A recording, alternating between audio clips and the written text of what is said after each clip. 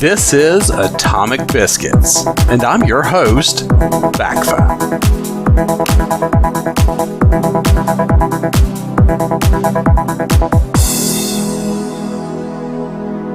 Welcome back to another Atomic Biscuits. This is episode 2025-0119, Altered States.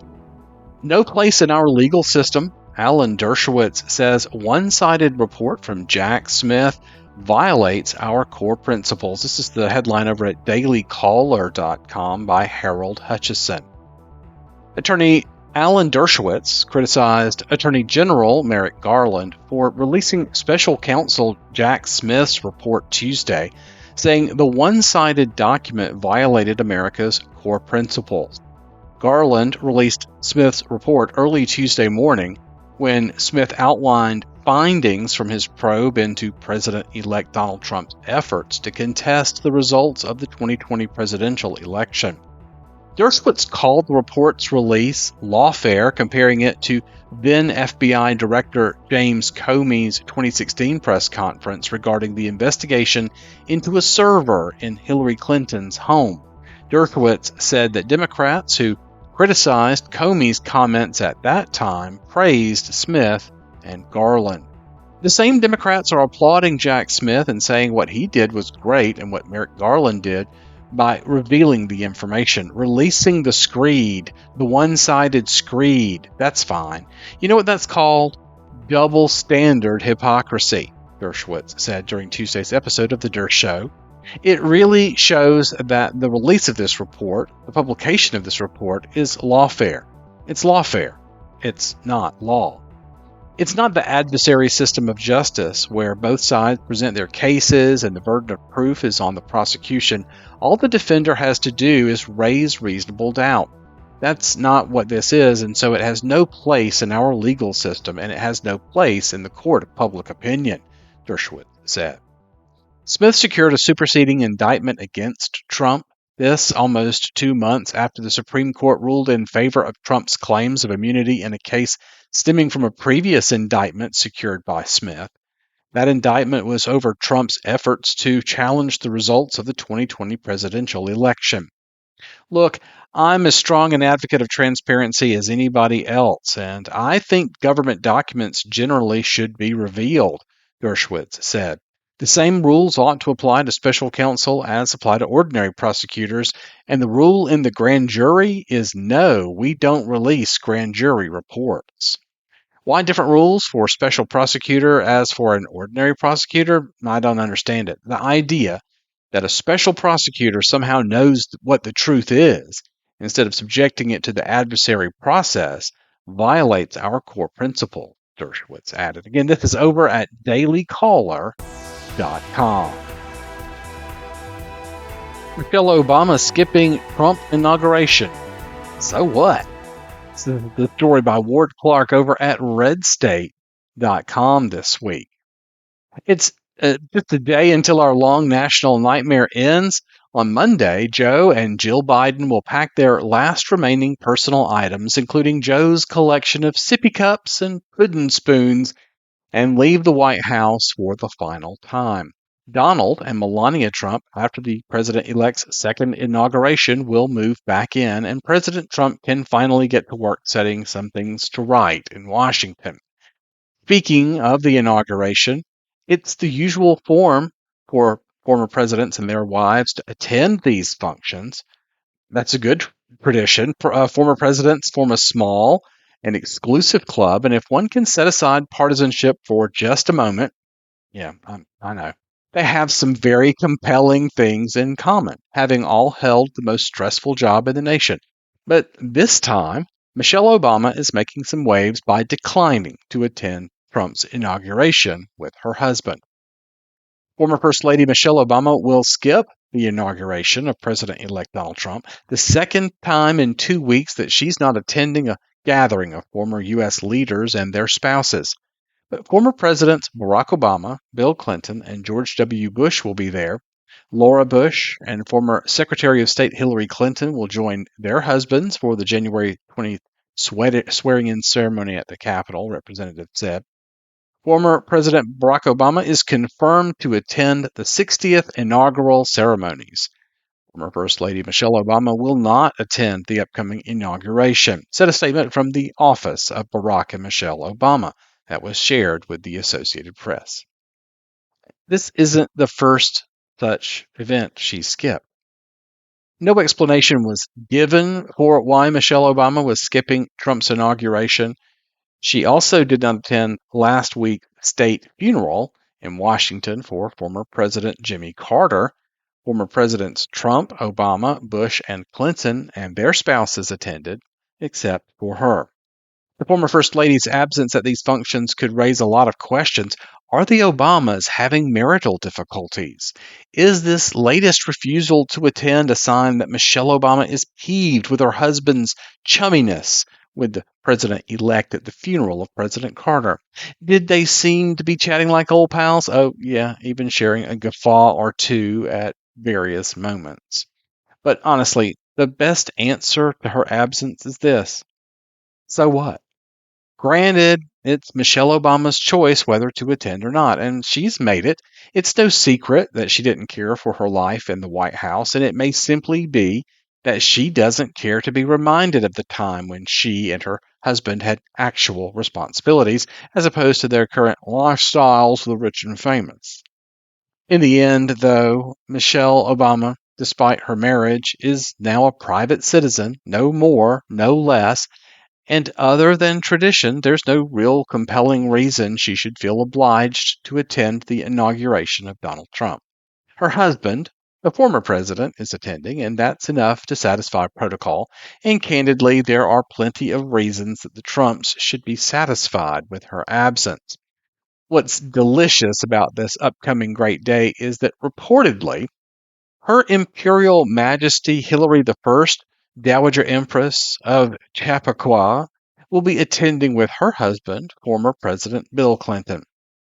He and the outgoing Vice President are the only two members of an exclusive club, Democrat women who have lost presidential elections to Donald Trump. One hopes there will be a camera on Her Imperial Majesty's royal mug throughout the proceedings because it's a safe bet some of her facial expressions will be priceless. Again, that's over at redstate.com. I think this is right on the money. Yes, it would be nice to think that these folks could put aside political differences. Clearly Trump and Obama are friendly off camera or even on camera.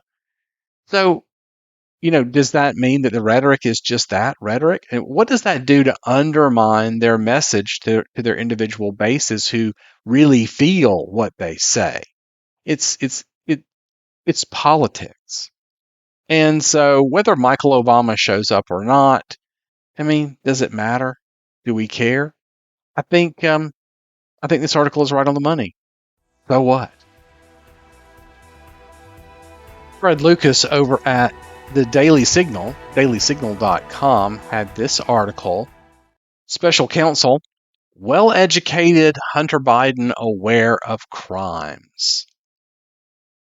Hunter Biden knew exactly what he was doing when he committed felonies related to gun possession and not paying his taxes. Special counsel David Weiss argued in his final report of outgoing President Joe Biden's son. After a sweeping pardon in December, the president sought to cast his son in a sympathetic light. Weiss, who led convictions of Hunter Biden on a gun charge in Delaware and on tax charges in California, was having none of it and defended his investigation. As a well-educated lawyer and businessman, Mr. Biden consciously and willfully chose not to pay at least $1.4 million in taxes over a 4-year period, Weiss's final report says. From 2016 to 2020, Mr. Biden received more than $7 million in total gross income, including approximately $1.5 million in 2016, $2.3 million in 2017, $2.1 million in 2018, $1 million in 2019, and $188,000 from January through October 15, 2020, the report continues. In addition, In 2020, Mr. Biden received approximately $1.2 million in financial support from a personal friend. Mr. Biden made this money by using his last name and connections to secure lucrative business opportunities, such as a board seat at a Ukrainian industrial conglomerate, Burisma Holdings Limited, and a joint venture with individuals associated with a Chinese energy conglomerate. With regard to Hunter Biden's conviction for lying on a federal gun purchase form about his drug use, drug users are not allowed to purchase firearms. The report also dismissed excuses. As a Yale-educated lawyer and businessperson, he understood that he was lying on the background check form he filled out and the consequences of doing so, the report said. But he did it anyway because he wanted to own a gun, even though he was actively using crack cocaine. Perhaps not surprisingly, the 27-page Weiss report, totaling 278 pages with the appendix of evidence, came under criticism. But after the president granted a sweeping pardon to his son for all potential crimes, known and unknown, for an 11-year period, the report is likely the last word. In a widely published statement, Hunter Biden's lawyer, Abby Lowell, said Weiss pursued wild and debunked conspiracies and asserted what is clear from this report is that the investigation into Hunter Biden is a cautionary tale of the abuse of prosecutorial power. House Oversight and Accountability Chairman James Comer, Republican from Kentucky, whose committee investigated the Biden family overseas dealings, called the Weiss report incomplete. This sweeping pardon prevents the special counsel from holding Hunter Biden accountable for the international influence peddling racket only made possible by Joe Biden. Let's be clear, the Biden DOJ, the Department of Justice, was never going to prosecute the Biden crime family, Comer said in a post on X. The House Oversight Committee's investigation of the Biden's influence peddling schemes revealed how Joe Biden knew about, participated in, and benefited from his family cashing in on the Biden name. And of course, there is a link to the document right here on the Daily Signals page. Much of the Weiss report is devoted to defending the investigation against President Biden's allegation of partisanship. The prosecutor contends decisions were duly considered and made in good faith. Far from selective, these prosecutions were the embodiment of the equal application of justice. No matter who you are or what your last name is, you are subject to the same laws as everyone else in the United States, the Weiss report says. When Biden pardoned his son, he said in a statement that the prosecution was politically motivated. No reasonable person who looks at the facts of the Hunter cases can reach any other conclusion other than Hunter was singled out only because he is my son, and that is wrong, the president's December 1st statement said. There's been an effort to break Hunter, who has been 5.5 years sober, even in the face of unrelenting attacks and selective prosecution. In trying to break Hunter, they've tried to break me, and there is no reason to believe it will stop here. Enough is enough. The Weiss report refers to that statement. Other presidents have pardoned family members, but in doing so, none have taken the occasion as an opportunity to malign the public servants at the Department of Justice, based solely on false accusations. The report later adds, prosecutions were the culmination of thorough, impartial investigations, not partisan politics.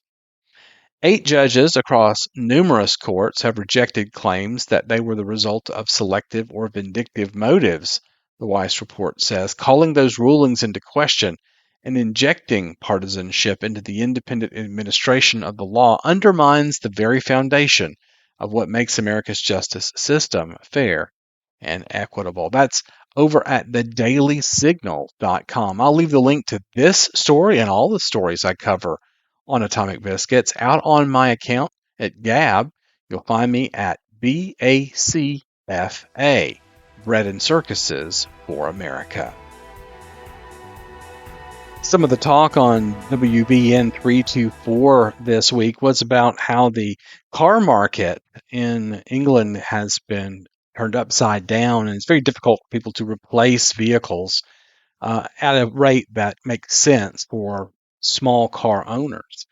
This story caught my eye over at TheVerge.com, kind of along those same lines. U.S. finalizes rule to effectively ban Chinese vehicles, which could include Polestar. The Biden administration says it wants to prevent China from spying on Americans through their vehicles, but the rule could block popular vehicles like Polestar from selling in the U.S. This is by Andrew Hawkins. The Biden administration finalized a new rule that would effectively ban all Chinese vehicles from the United States under the auspices of blocking the sale or import of connected vehicle software from countries of concern.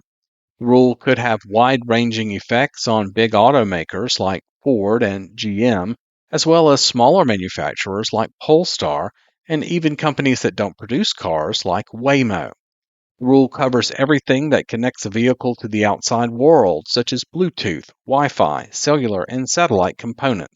It also addresses concerns that technology like cameras, sensors, and onboard computers could be exploited by foreign adversaries to collect sensitive data about U.S. citizens and infrastructure. And it would ban China from testing its self-driving cars on U.S. soil. Cars today have cameras, microphones, GPS tracking, and other technologies connected to the Internet, U.S. Secretary of Commerce Gina Raimondo said in a statement. It doesn't take much imagination to understand how a foreign adversary with access to this information could pose a serious risk to both our national security and the privacy of United States citizens.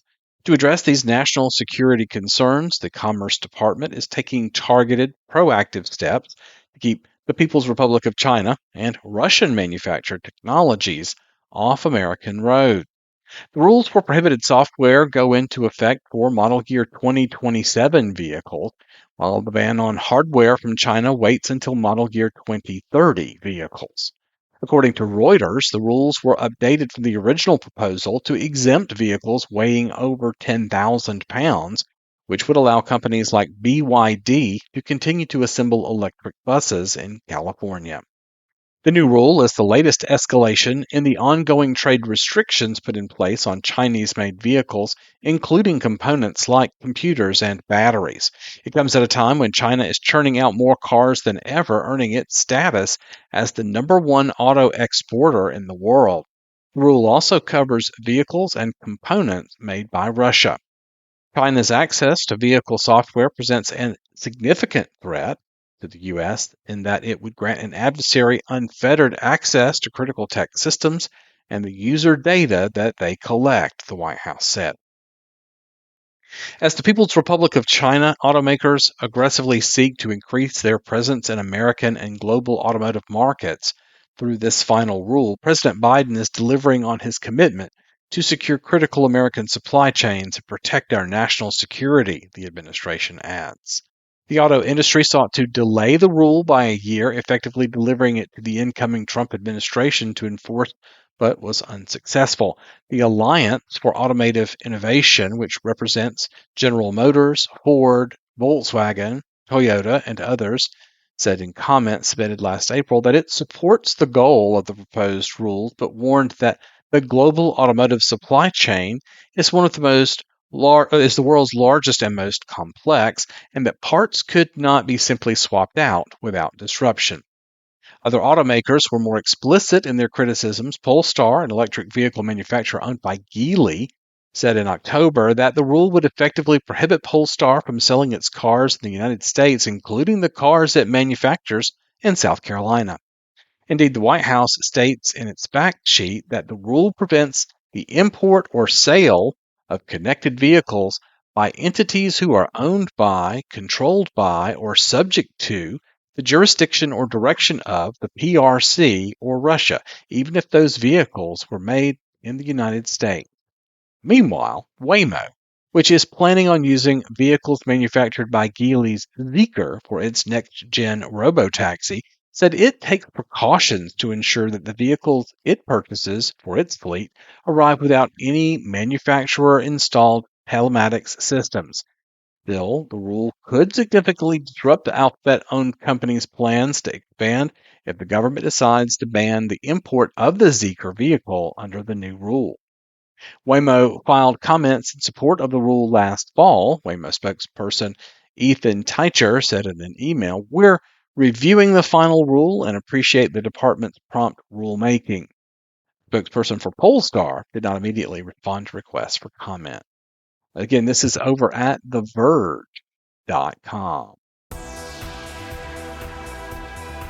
It's been one hit after another from the troll in chief this week. Trump says he will create external revenue service to collect revenue from foreign sources. I don't know how he comes up with some of this stuff. I don't know if someone's writing it for him, but it's kind of genius. This story is by OAN staff of Real Elfie. President-elect Donald Trump has announced that he will create an external revenue service that will collect all foreign-sourced revenue. On Tuesday, Trump posted on Truth Social that upon his return to the White House, he will create the External Revenue Service, ERS, office collecting foreign-sourced revenue such as tariffs. For far too long, we've relied on taxing our great people using the Internal Revenue Service, the IRS. Through soft and pathetically weak trade agreements, the American economy has delivered growth and prosperity to the world while taxing ourselves, Trump wrote on Truth Social. I am today announcing that I will create the External Revenue Service, ERS, to collect our tariffs, duties, and all revenue that come from foreign sources. He continued stating that the ERS would be established on January 20th to begin charging those that make money off of us with trade, and they will start paying, finally, their fair share. During his campaign, Trump had suggested abolishing income tax and replacing the government's main source of revenue with tariffs. Tariff collection currently falls under the authority of the U.S. Customs and Border Protection, which is part of the Department of Homeland Security. The president-elect has already threatened to raise tariffs on foreign countries that don't comply to immigration policies. He's specifically threatened Mexico and Canada with a 25% tariff, in addition to imposing import taxes of between 10 and 20% on all foreign goods and up to 60% tariffs on Chinese imports. And that's over at OANN.com.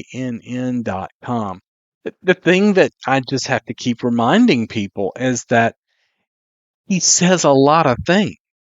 He does it. What you have to do is you have to look at what he does. Yes, the rhetoric is meant to incite a little bit, to invoke a little bit, to excite a little bit. It's also designed to get people to think. Well, does that make any sense? Does he have the authority to do it? Why hasn't someone else thought of that? Or have we tried this before? It gets people to thinking about, well, how did we get here?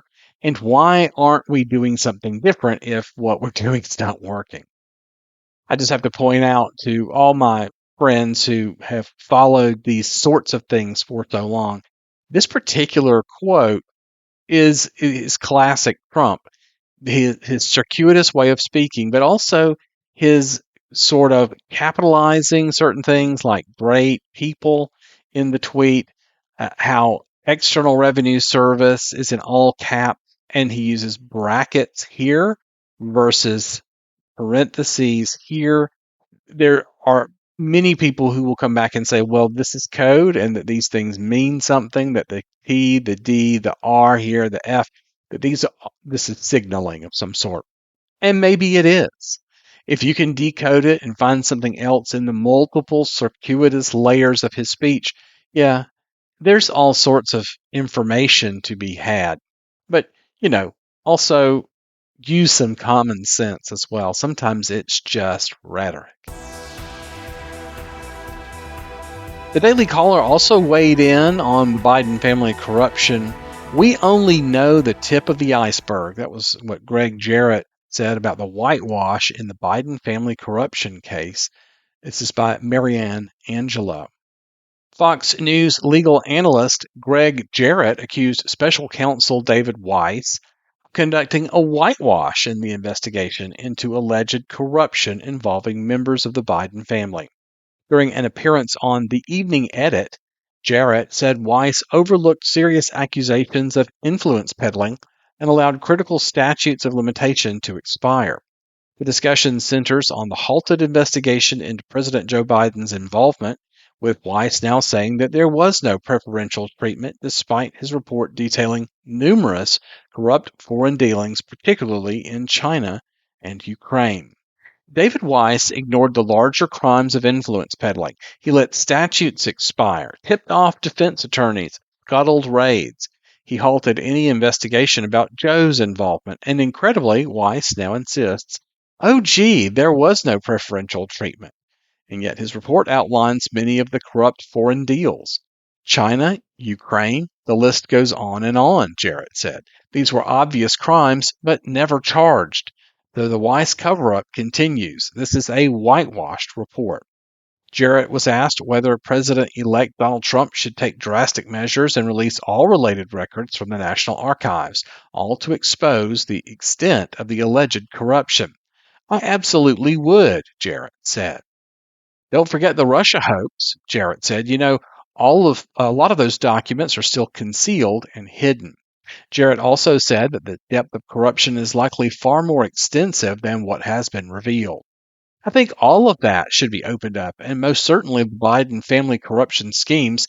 I think we only know a tip of the iceberg. You know, Congress looked at it and found $27 million made by Hunter Biden and distributed to his family.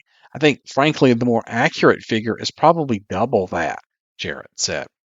Weiss released a report Monday rebuking Biden for dismissing his investigation into Hunter Biden as merely raw politics. Weiss concluded his probe with two criminal convictions against Hunter Biden, convictions that Biden pardoned Hunter for post-election, while Weiss defended his investigative integrity in the report, labeling Joe Biden's criticisms as gratuitous and wrong. In September 2023, Weiss charged Hunter Biden for possessing a Colt Cobra firearm during his drug addiction and for falsely stating his drug status on the firearms purchase paperwork. Hunter Biden initially negotiated a plea deal for two lesser tax misdemeanors and sought a diversion to evade prison for the felony charge. The agreement, however, fell apart in July when Judge Mary Ellen Noriega raised concerns about an immunity clause, leading to a collapse of the deal. In June of 2024, a Delaware jury convicted Hunter Biden on 3 felony gun charges. Despite Biden's initial statement that he would not interfere with his son's sentence, he granted his son a pardon.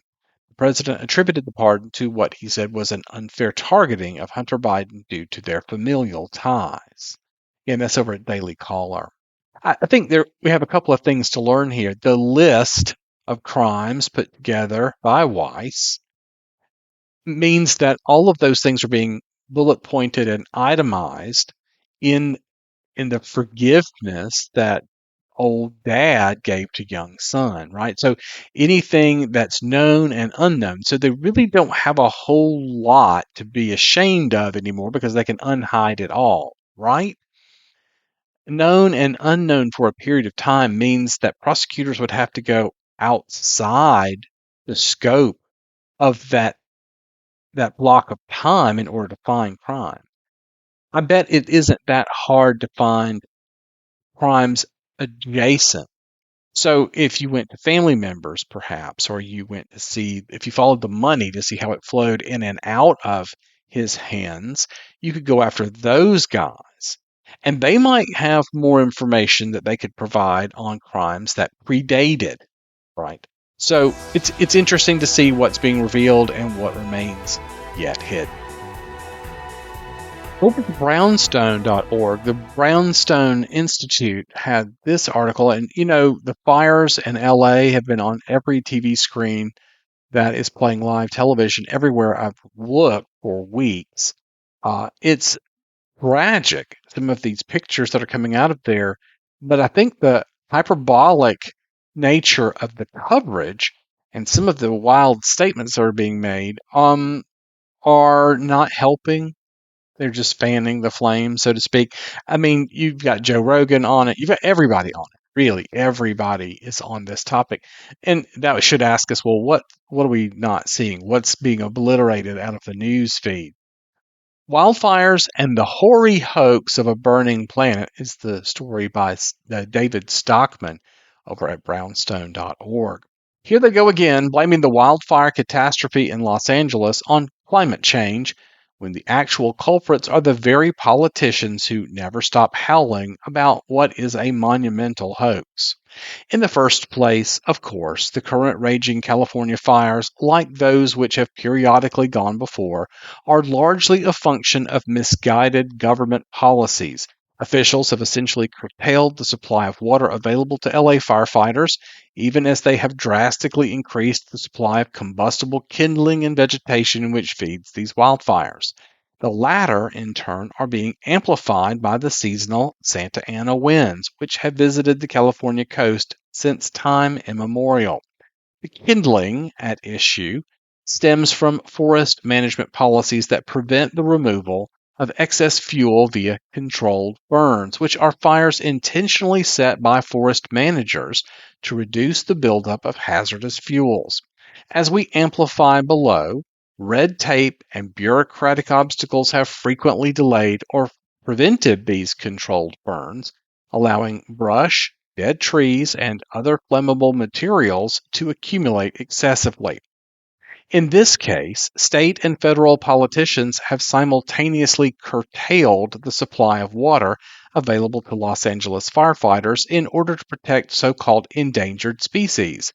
Specifically, Southern California is being held hostage by sharp curtailment of the water pumping rates from the Sacramento San Joaquin River Delta in order to protect the Delta smelt and Chinook salmon. These former are shiny but tiny little buggers, as suggested by the handful of smelt in the first picture below. But apparently, if they're protected, fished, and then fried up, they make for a certain kind of delicacy. Needless to say, California is entitled to stew in the foolishness of its own policies if that's what its voters really want. But its self imposed misery should not be an occasion for more howling in favor of Washington policies to fight climate change. At least with respect to the latter, the Donald has his head screwed on right, and he does not hesitate to opine on the matter, which is all to the good of balancing what has otherwise been a wholly one sided and utterly misleading climate crisis narrative. Naturally, the latter has been promulgated and peddled by statists because it provides yet one more big, scary, and urgent reason for an all of government campaign of more spending, borrowing, regulating, and the curtailing of free market enterprise and personal liberty. So let us once again review the bogus case for AGW, or what is known as anthropogenic global warming. And perforce, it must start with the geological and paleontological evidence, which overwhelmingly says that today's average global temperature of about 15 degrees Celsius and CO2 concentrations of 420 parts per million are nothing to fret about. And even if they rise to about 17 to 18 degrees Celsius and 500 to 600 parts per million, respectively, by the end of the century, owing mainly to a natural warming cycle that has been underway since the end of the Little Ice Age, the LIA, in 1850, it may well, on balance, improve the lot of mankind. After all, bursts of civilization during the last 10,000 years uniformly occurred during the warmer red portion of the graph shown below here. The great civilizations of the Yellow, Indus, Nile, and Tigris-Euphrates river valleys, the Minoan era, the Greco-Roman civilization, the medieval flowering, and the industrial and technological revolutions of the present era are all enabled by periods of elevated temperatures. At the same time, the several lapses into dark ages happened when the climate turned colder. And that's only logical. When it's warmer and wetter, growing seasons are longer and crop yields are better, regardless of the agricultural technology and practices of the moment. And it's better for human and community health too. Most of the deadly plagues of history have occurred under colder climes, such as the Black Death of 1344 to 1350. Yet the climate crisis narrative deep sixes this massive body of the science by means of two deceptive devices. Without them, the entire AGW story doesn't have much of a leg to stand on. First, it ignores the entirety of the planet's pre-Holocene, that's the last 10,000 years, history, even though the science shows that more than 90% of the time in the last 600 million years, global temperatures and CO2 levels have been higher than at present, and that 50% of the time they were much higher, with temperatures in the range of 22 degrees Celsius or 50% higher than current levels. That's far beyond anything projected by the most unhinged climate models today. But crucially, the planetary climate systems did not go into a doomsday loop of ever increasing temperatures ending in a scorching meltdown. To the contrary, warming epochs were always checked and reversed by powerful countervailing forces. Even the history, the alarmists do acknowledge, has been grotesquely falsified. As we've demonstrated elsewhere, the so-called hockey stick of the most recent 1,000 years, in which temperatures were allegedly flat until 1850 and are now rising to supposedly dangerous levels, is a complete crock. It was fraudulently manufactured by the Intergovernmental Panel on Climate Change, the IPCC, to cancel the fact that temperatures in the pre-industrial world of the medieval warm period, 1000 to 1200 AD, were actually significantly higher than at present. Secondly, it is falsely claimed that global warming is a one-way street in which rising concentrations of greenhouse gases, GHGs, and especially CO2 is causing the Earth's heat balance to continuously increase. The truth, however, is that higher CO2 concentrations are a consequence and byproduct, not a driver and cause of the current naturally rising and falling global temperature cycles. Again, the now canceled history of planet Earth knocks the CO2 forcing proposition into a cocked hat. During the Cretaceous period between 145 and 66 million years ago, a natural experiment provided complete absolution for the vilified CO2 molecule. During that period, global temperatures rose dramatically from 17 degrees Celsius to 25 degrees Celsius, a level far above anything today's climate howlers have ever projected. Alas, CO2 wasn't the culprit.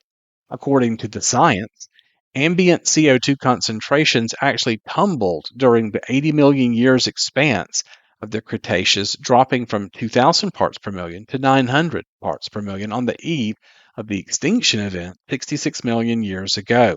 So temperature and CO2 concentrations actually moved in the opposite directions, big time. You would think that this powerful countervailing fact would give the CO2 witch hunters pause, but that would be to ignore what the whole climate change brouhaha is actually about. That is, it's not about science, human health and well-being, or the survival of planet Earth. It's about politics and the ceaseless search of politicians and statists for control of modern economic and social life. The resulting aggrandizement of state power, in turn, is mightily assisted by the Beltway political class and the apparatchiks and racketeers who gain power and pelf from the anti-fossil fuels campaign. Indeed, the climate crisis narrative is kind of ritualized policy mantra that has been concocted over and over again by the political class and the permanent nomenclatura of the modern state. Professors, think tankers, lobbyists, career apparatchiks, officialdom, in order to gather and exercise state power. Anyway, there's lots more to read over here at the Brownstone Institute. I encourage you to follow the link and check it out for yourself. There's lots of charts and lots of data for you to use in your arguments about global warming. I don't know if you remember the whole business with Fitbit watches and how the military decided that they didn't want soldiers wearing them when they were deployed and stuff because, well, it's a tracking mechanism, right? It keeps track of your GPS coordinates and stuff, and, well, that might be information that somebody might want. Well, here's a story like that again over at thegatewaypundit.com. Negligent French sailors leaked position and patrol schedule of nuclear submarines by using fitness app Strava. This is by Paul Saran, one of my favorite writers. By now, every well-informed person is aware of the fact that electronic devices that we've grown accustomed to are potentially spying on us all the time. When it comes to people in highly sensitive trades, such as military submariners, it seems to us inconceivable that they'd not be operating, taking that into full consideration.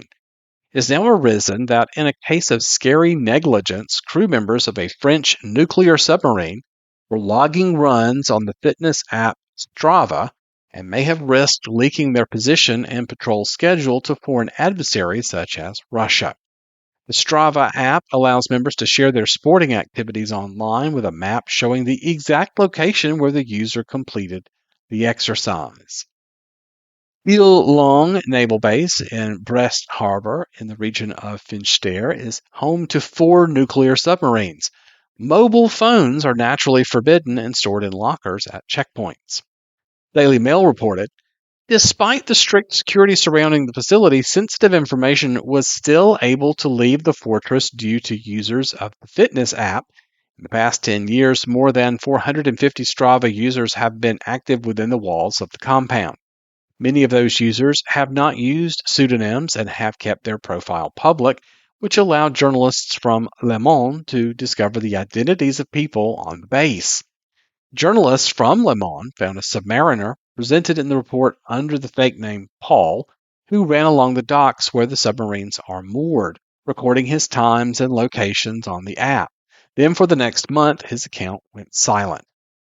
Similarly, Strava users Arthur and Charles also abruptly stopped their training on Strava after February 3rd and resumed around March 25th. This suggested that all 3 men began a patrol aboard one of the submarines. To confirm this, Paul also justified his disappearance from the app, saying, "It's tough to get back into sport after more than 2.5 months in a poo box."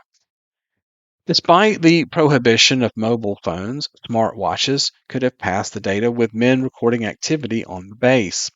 The Navy acknowledged that there was negligence on the part of the personnel, which do not necessarily constitute flaws that could affect the activities of the operational base on Il Long. Anyway, that's over at thegatewaypundit.com. National Public Radio, NPR.org, was just tickled to be able to report the SEC, the Securities and Exchange Commission, sues Elon Musk, saying he didn't disclose Twitter ownership on time before purchase. The U.S. Securities and Exchange Commission has sued billionaire Elon Musk, saying he failed to disclose his ownership of Twitter stock in a timely manner in early 2022 before buying the social media site. As a result, the SEC alleges Musk was able to underpay by at least $150 million for shares he bought after he should have disclosed his ownership of more than 5% of Twitter's shares.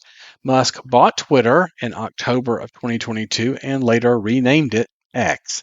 Musk started amassing Twitter shares in early 2022, and by March of that year, he owned more than 5%. At this point, the complaint says, he was required by law to disclose his ownership, but he failed to do so until April 4th, 11 days after the report was due. Representatives for X and Musk did not immediately return a message for comment. After Musk signed a deal to acquire Twitter in April 2022, he tried to back out of it, leading the company to sue him to force him to go through with the acquisition. The SEC has said that it started in April of 2022 and authorized an investigation into whether any security laws were broken in connection with Musk's purchases of Twitter stock and his statements and SEC filings related to the company. Before it filed the lawsuit, the SEC went to court in an attempt to compel Musk to testify as part of an investigation into his purchase of Twitter. The SEC's current chair, Gary Gensler, plans to step down from his post on January 20th. It's not clear if the new administration will continue the lawsuit. It's over at npr.org. I would venture to say that the lawsuit will evaporate. Venezuela's Nicolás Maduro threatens to invade Puerto Rico. Socialist dictator of Venezuela, Nicolás Maduro, threatened to use Brazilian troops to liberate Puerto Rico from the United States colonization in remark this weekend. Maduro, fresh from being sworn in for his third fraudulently obtained 6-year presidential term, issued his warning on Saturday during the closure of the International Anti-Fascist World Festival, an anti-U.S. far-left gathering conveniently hosted by the ruling Venezuelan socialists in Caracas on the sidelines of Maduro's fraudulent inauguration under the guise of fighting fascism. According to the Venezuelan state media, the gathering attracted more than 2,000 participants and is a follow-up to a related anti-U.S. and anti-Israel gathering hosted in November. Just as in the North they have an agenda of colonization, we have an agenda of liberation. The agenda was written by Venezuelan independence hero Simón Bolívar. The freedom of Puerto Rico is pending, and we're going to conquer it, Maduro said, before pointing to an individual he described as Breno. With the troops of Brazil and Abreu de Lima at the front, the Brazilian historical figure that participated in South America's independence movements, José Ignacio, Abreu de Lima battalion to liberate Puerto Rico. What do you think? He asked. In addition to claiming that Brazilian troops would liberate Puerto Rico, Maduro also warned that he's preparing for an armed offensive alongside the fellow authoritarian regimes of Cuba and Nicaragua should a foreign intervention take place in Venezuela. We are preparing ourselves together with Cuba and Nicaragua and together with our older brothers in the world, so that if one day we have to take up arms and defend the right to peace and sovereignty, we will fight in armed struggle and win it again, Maduro said. We are not lukewarm leaders. We are the Bolivarian Revolution. Governor of Puerto Rico, Jennifer Gonzalez Colon, responded to Maduro's threats on Monday in remarks given to the local newspaper El Nuevo Dia. Gonzalez Colon asserted that she would not take the dictator's words lightly. I think this is part of his campaign. Obviously, I'm not going to take it lightly. It's not the first time he's talked about this, but it's the first time he's talked about an army invading Puerto Rico, so I will take action with the federal authorities, he said. Remember, there is a warrant out for the arrest of this narco dictator, so no wonder he is a fugitive from the federal government, she added. Asked if Maduro's threats would prompt Puerto Rico to implement greater security measures, Governor Gonzalez Colon, who also recently took office, answered that she has to wait for the U.S. government for the coordination and the notifications that are being made.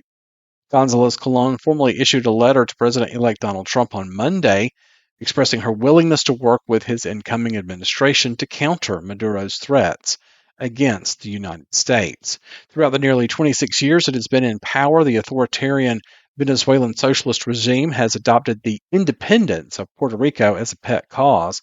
Maduro and many of his former and current top brass have repeatedly insisted that Puerto Rico was colonized by the United States, and its legal status is an affront and shame to humanity. Maduro himself maintains friendly ties with Puerto Rico's convicted communist terrorist Oscar Lopez Rivera.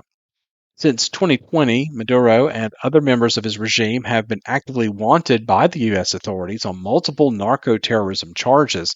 Maduro stands accused of being a leading figure in the Cartel of the Suns, an intercontinental cocaine trafficking operation run by high-ranking members of the Venezuelan military and some leading figures of the ruling United Socialist Party of Venezuela, the PSUV.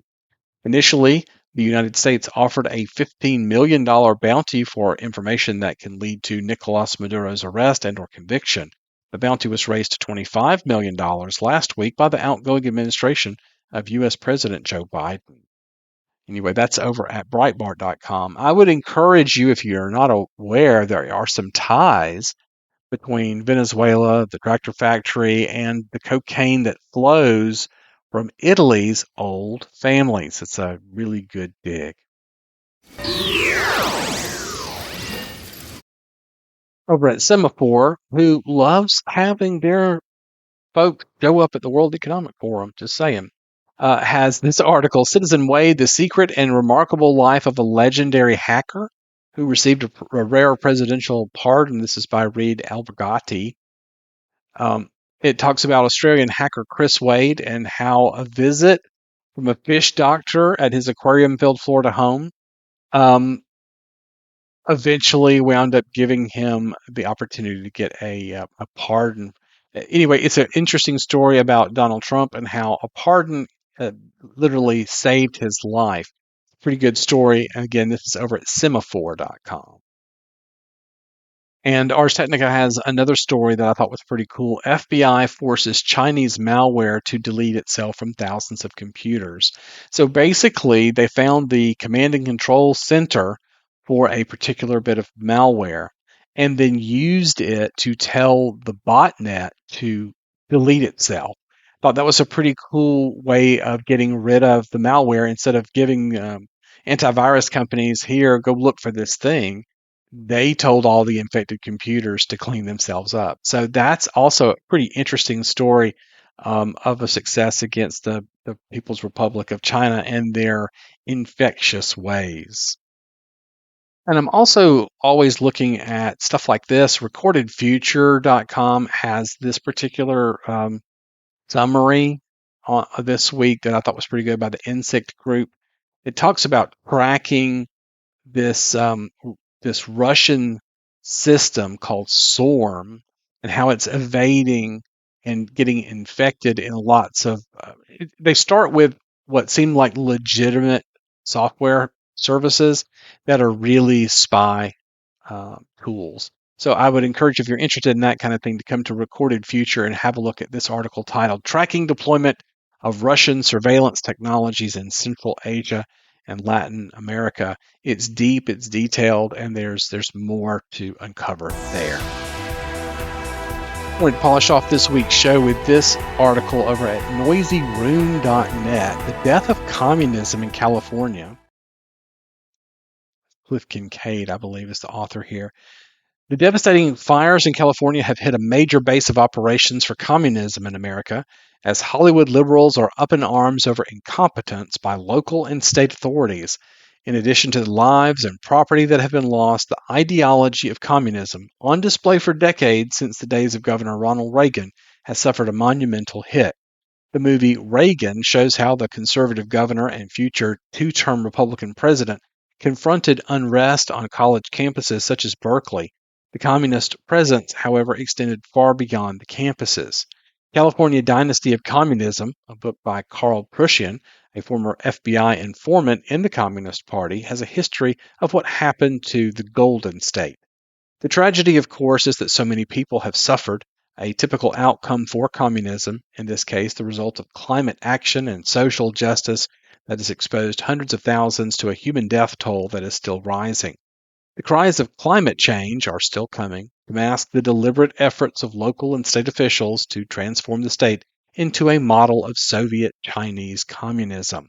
As we've learned, Los Angeles Mayor Karen Bass was in Ghana in a presidential mission authorized by Joe Biden on behalf of an African country that is China's largest trading partner in Africa. She was attending the inauguration of Ghanan President John Dramani Mahama of the National Democratic Congress, NDC, a member of the Socialist International.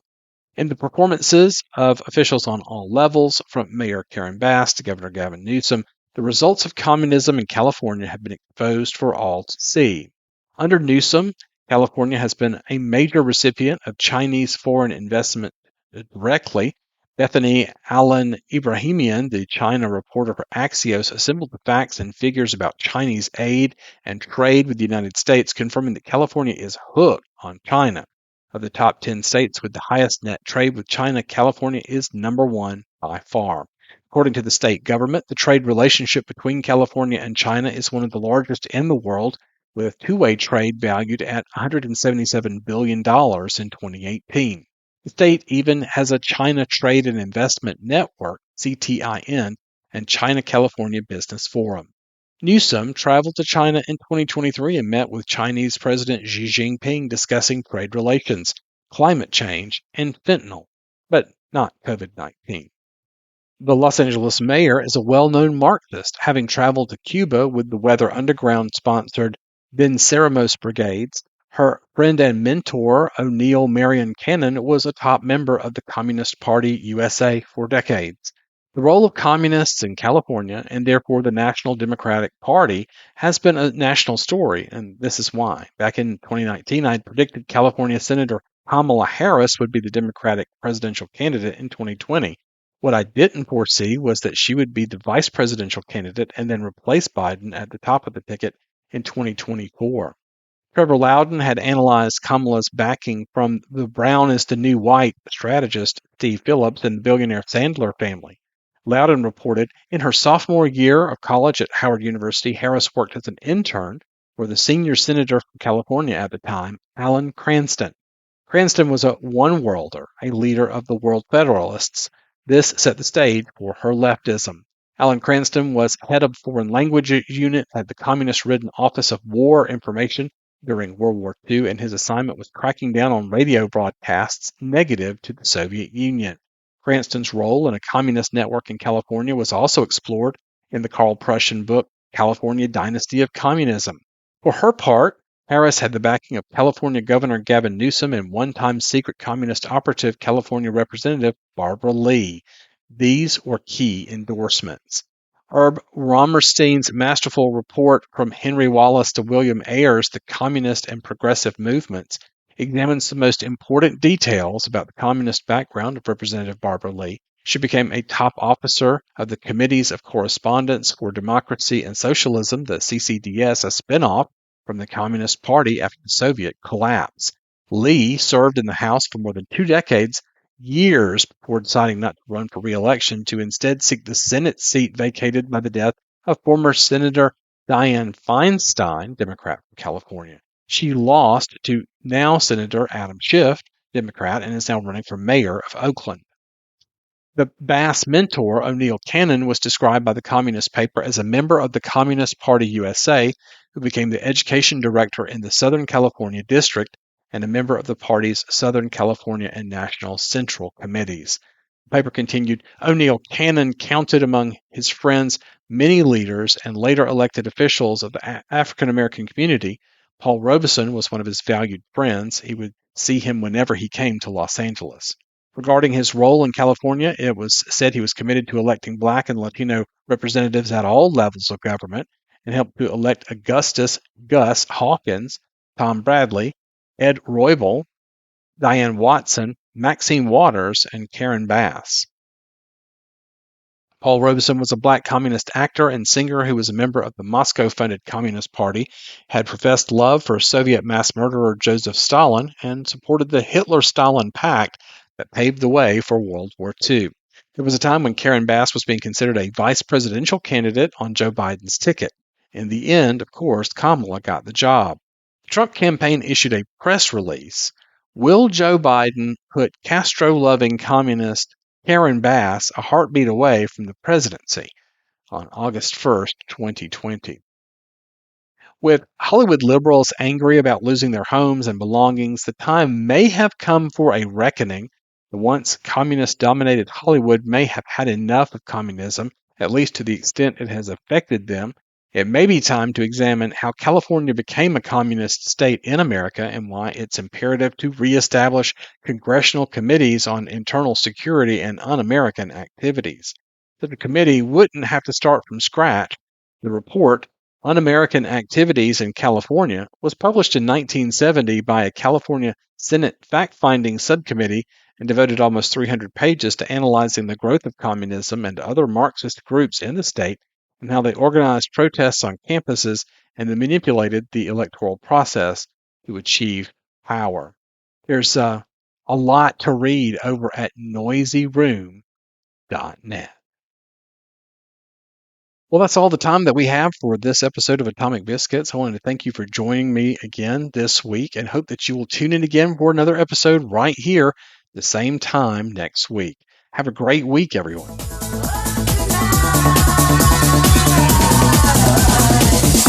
Thanks for joining us for Atomic Biscuits. Tune in again next week for more news and music. Check out BACFA on Gab at BACFA, as well as Bitchute, Rumble, D-Live and Odysee. Check out LastScoutRadio.com for fun content. Listen to WBN 324 on radio stations around the world, on many streaming platforms, and World Broadcasting Network WBN 324.zil.